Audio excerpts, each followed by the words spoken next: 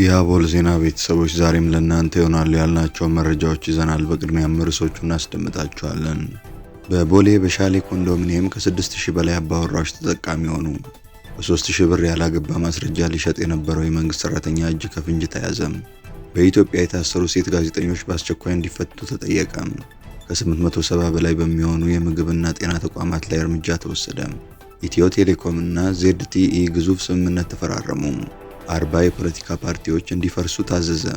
እንዲሁም 23 ተጫዋቾች በቀይ ስለተባረሩበት የእግር ኳስ ጨዋታ እንነግራችኋለን። አብራችሁን ቆዩ።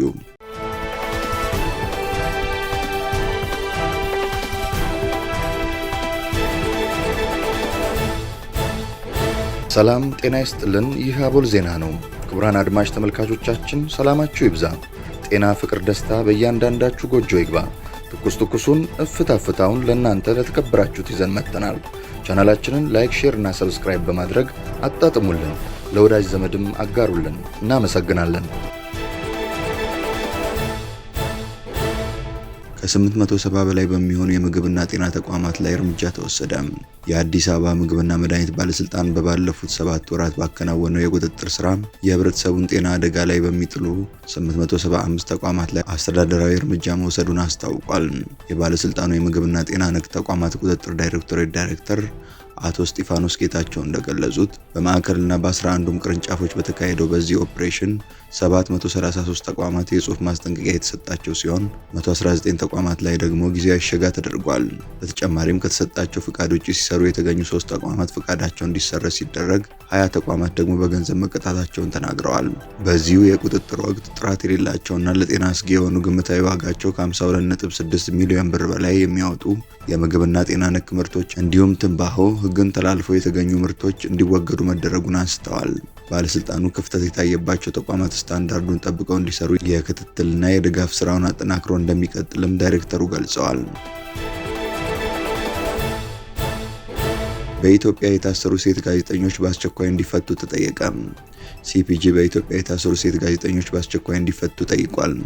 ዓለም አቀፉ የጋዜጠኞች መብት ተከላካይ ዓለም አቀፍ የሴቶች ቀንን ምክንያት በማድረግ ባወጣው መግለጫ የኢትዮጵያ መንግስት በእስር ላይ የሚገኙትን ጋዜጠኛ መስከረም አበራንና ገነት አስማማውን በአስቸኳይ እንዲፈታ ጥሪ ቀርቧል። ተቋሙ የመስከረምና የገነት እስር በተለይ በፖለቲካና በግጭት ዙሪያ የሚዘግቡ ሴት ጋዜጠኞችን ለማሸማቀቅ የሚደረግና ጋዜጠኝነትን እንደ ወንጀል የመቁጠር አደገኛ አካሄድ መሆኑን በጽኑ ተችቷል። እነዚህ የበይነ መረብ ጋዜጠኞች ከአማራ ክልል ግጭት ጋር በተያያዘ በሰሯቸው ዘገባዎች ሳቢያ ለ3 ዓመታት ለእስር መዳረጋቸውንም CPJ አስታውሷል። በሽብር ወንጀል የተከሰሱት 2ቱ ጋዜጠኞች በመጪው ሚያዝያ 23 ቀን መከላከያ ምስክሮቻቸውን ለፍርድ ቤት ያቀርባሉ ተብሎ ይጠበቃል።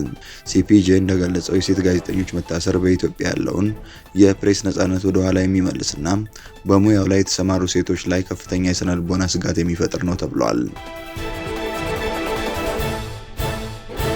በ3000 ብር ያላገባ ማስረጃ ሲሸጥ የነበረው የመንግስት ሰራተኛ እጅ ከፍንጅ ተያዘ።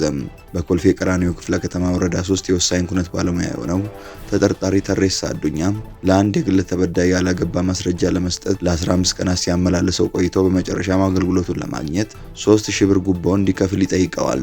ተበዳዩም የቀረበለትን የጉቦ ጥያቄ ውድቅ በማድረግ ወዲያውኑ ለፖሊስ ጥቆማ በመስጠት ከተባባሪ አካላት ጋር ክትትል እንዲደረግ አድርጓል። ተጠርጣሪው ግለሰብ የተጠየቀውን 3000 ብር ጉቦ ከወረዳው የወሳኝ ኩነት ጽሕፈት ቤት በር ላይ ሲቀበል በፖሊስ ክትትል ቡድን እጅ ከፍንጅ ተይዟል።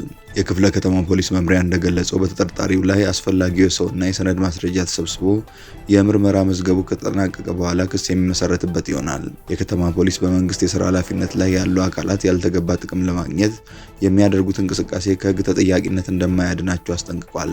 ህዝቡም መሰል የሙስና ድርጊቶች ሲያጋጥሙት በEFP አፕ የሞባይል መተግበሪያ በመጠቀም ጥቆማ በመስጠት እንዲተባበሩ ጥሪ ቀርቧል።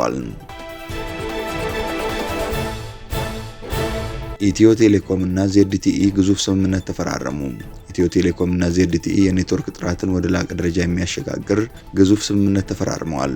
የኢትዮ ቴሌኮም ዋና ስራ አስፈጻሚ ፍሬሕይወት ታምሩ በባርሴሎናው የ26 የሞባይል ዓለም አቀፍ ኮንግረስ ላይ ከZTE ጋር በመሆን 647 የኔትወርክ ጣቢያዎችን ለማስፋፋትና ለማዘመን የሚያስችል ታሪካዊ ስምምነት ተፈራርመዋል። ይህ ግዙፍ ፕሮጀክት 115 አዳዲስ የገጠር ጣቢያዎችን የሚያካትት ሲሆን የሀገሪቱን የ4G የህዝብ ሽፋን ወደ 95.5 በመቶ በማሳደግ የኢንተርኔት ጥራትንና ተደራሽነትን በከፍተኛ ደረጃ ይጨምራል። በተለይም ዘመናዊ የሞባይል ብሮድባንድ አገልግሎት ቀደም ሲል ባልደረሰባቸው የገጠር አካባቢዎች እንዲስፋፋ በማድረግ የዲጂታል አካታችነትን ለማፋጠን ቁልፍ ሚና ይጫወታል። ይህ ስምምነት የኢትዮጵያ የዲጂታል ትራንስፎርሜሽን አጀንዳ ለመደገፍና በመላ ሀገሪቱ የሚገኙ ዜጎችን፣ ተቋማትንና ቢዝነሶችን ተጠቃሚ የሚያደርግ አስተማማኝ የመሰረተ ልማት ዝርጋታን ታሳቢ ያደረገ ነው።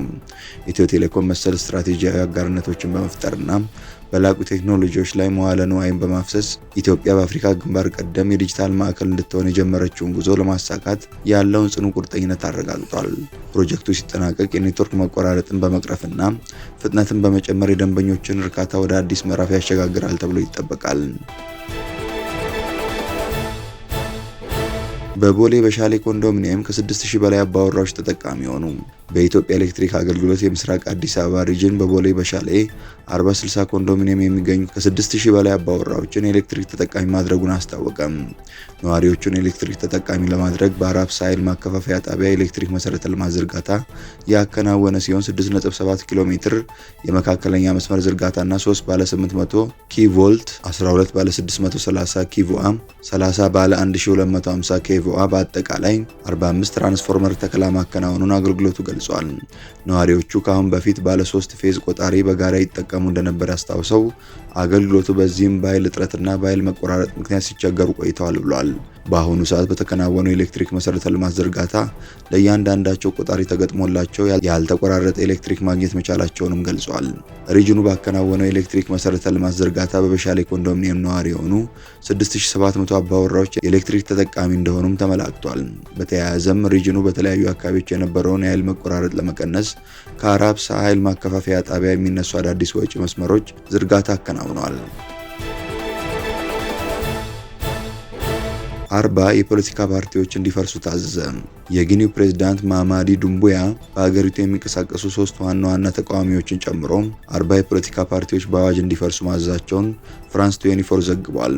የቀድሞ የጁንታ መሪ ወደ ፕሬዝዳንትነት ስልጣን በመጡ በ2 ወራት ጊዜ ውስጥ ያስተላለፉት ይህ ውሳኔ የፓርቲዎቹን ህጋዊ ሰውነት ወዲያውኑ የሚያሳጣ ነው።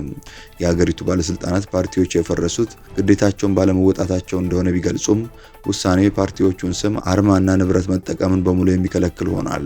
ይህ እርምጃ በጊኒ ሲቪል ማህበረሰብ ድርጅቶች ዘንድ ከፍተኛ ተቃውሞ ቀስቅሷል። ተሟጋቾች ድርጊቱን ግልጽ የስልጣን ሽሚያ ሲሉ የገለጹት ሲሆን የህገ መንግስት ተከላካይ ብሔራዊ ግንባር መሪ ኢብራሂም ዲያሎ በበኩላቸው እርምጃው አምባገነናዊ ስርዓትን መደበኛ የሚያደርግና ሀገሪቱን ወደ ጥልቅ አለመረጋጋት የሚከት ነው በማለት አስጠንቅቀዋል። የፓርቲዎቹ ንብረቶች በሙሉ በመንግስት የተሰየመ ተቆጣጣሪ ስር እንዲውሉ መደረጉም ውጥረቱን አባብሶታል።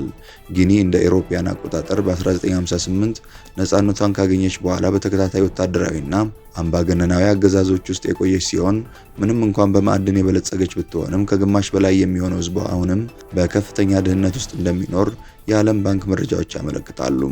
ይህ አዲስ የፖለቲካ ውሳኔ የሀገሪቱን ዲሞክራሲ ጉዞ ይበልጥ አደጋ ላይ ሊጥለው እንደሚችል ተሰግቷል።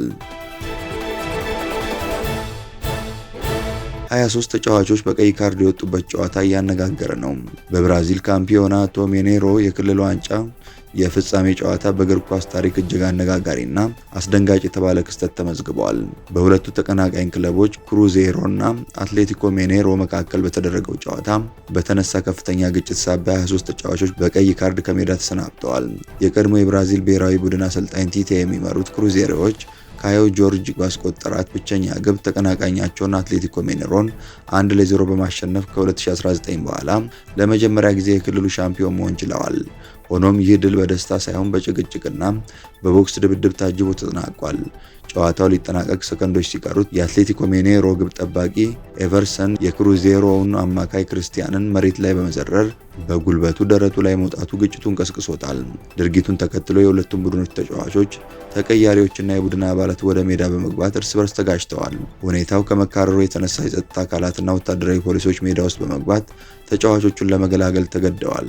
የጨዋታው ዳኛ ማቴዎስ ዴልጋዶ በወቅቱ ግርግር ስለነበር ካርድ ባያሳዩም ከጨዋታው በኋላ ግን በቪዲዮ የታገዘ የዲሲፕሊን ውሳኔ አስተላልፈዋል። በዚህም መሰረት ከሁለቱም ወገን በጠቅላላው 23 ተጫዋቾች ቀይ ካርድ ተሰጥቷቸዋል። ከክሩዜሮ ወገን የድሉን ግብ ያስቆጠረው ካዮ ጆርጅን ጨምሮ 12 ተጫዋቾች ሲባረሩ ከአትሌቲኮ ሚኔሮ ደግሞ ታዋቂው ኮከብ ሀልክና የቀድሞ የአትሌቲኮ ማድሪድ ተከላካይ ሬናን ሎዲን ጨምሮ 11 ተጫዋቾች በቀይ ካርድ ተቀጥተዋል። ከጨዋታው በኋላ አስተያየቱን የሰጠው አንጋፋው ተጫዋች ሁልክ ድርጊቱን የሚያሳዝን ሲል ገልጾታል። ለዓለም የምናሳየው ምስል መጥፎ ነው። ተጫዋቾች ለተቋማቸው ስምና ለስፖርቱ ክብር ተገቢውን ጥንቃቄ ማድረግ ነበረባቸው ሲል ተናግሯል።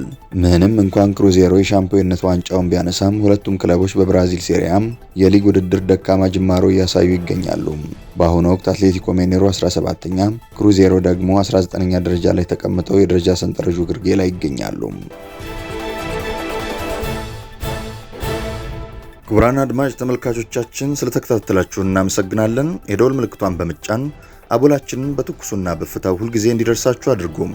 ለወዳጆቻችሁም በፍቅርና በቅንነት አጋሩ። ጡም ቡናችንን አቦል ግብዣችንን ይዘን ወደ በኋላ እንመለሳለን። በቸር ያቆየን።